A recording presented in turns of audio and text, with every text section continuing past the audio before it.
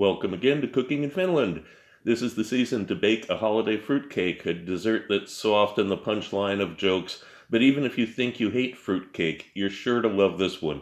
The printed recipe is on pages 190 to 191 of Volume 4 of my cookbook series.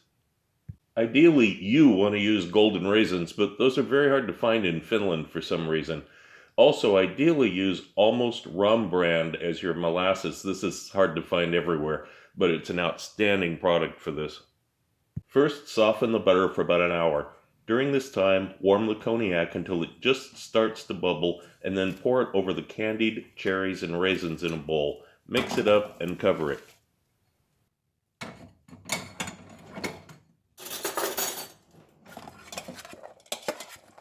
Add the softened butter to the bowl of a stand mixer.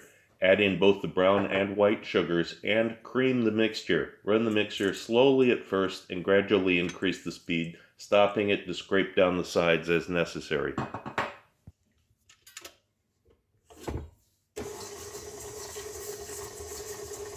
Whisk together the egg yolks, molasses, milk, nutmeg, allspice, vanilla, orange zest, and salt.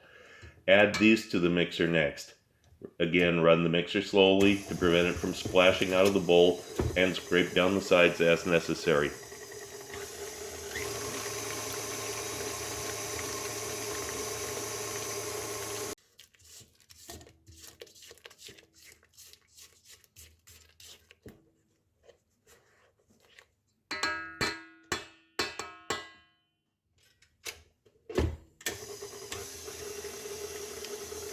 When the mixture is smooth, stop it and add the flour and baking powder. Again, run the mixer slowly at first, then faster to form the batter, stopping to scrape down the sides as needed.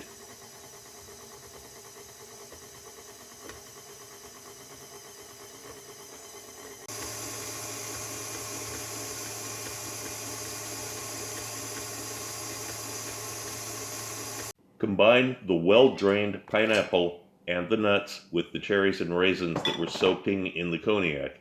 Add about a teaspoon of flour and stir to make this goopy. You can use a little more flour if you need to. Preheat your oven to 175 Celsius or 350 Fahrenheit. Prepare a loaf pan by spraying it or rubbing it with vegetable oil or butter and then lining it with parchment.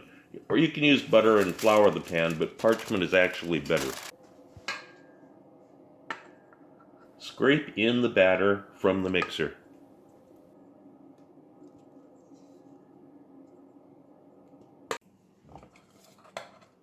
Now spread that goopy fruit and nut mixture over the top. This will sink down as it cooks. If you just mixed it in all together, all the fruit and nuts would end up at the bottom of the cake as it cooks.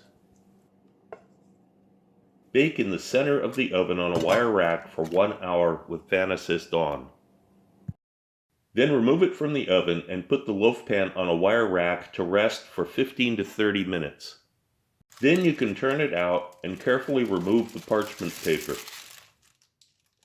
Let it cool for another 15 minutes before you turn it over. It's still very fragile at this point. It'll break apart easily if you handle it roughly. Sprinkle liberally with Grand Marnier liqueur and then wrap it carefully in cheesecloth or baker's cloth as I'm using here. Sprinkle more Grand Marnier on the cloth and then put the whole thing into a plastic Ziploc bag. Refrigerate for at least 3 weeks, opening it up and adding more Grand Marnier and then returning it back to the fridge. You want to have added at least 100 milliliters or 3.5 ounces over the course of that time. You can keep it in your refrigerator almost indefinitely. I've had a fruitcake like this one for over 2 years in my fridge, and I add a little Grand Marnier about once a month after the first 3 weeks. You can't buy a cake like that anywhere because of the amount of labor and the cost of the liqueur involved, of course. But this will be absolutely delicious when you finally cut into it to eat it. Volume 4 of my cookbook series is available now on Amazon. There's a link in the description below in this video, as well as a link to my newest cocktail book.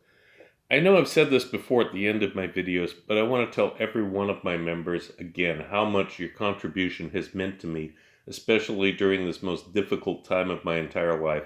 I cannot thank you enough.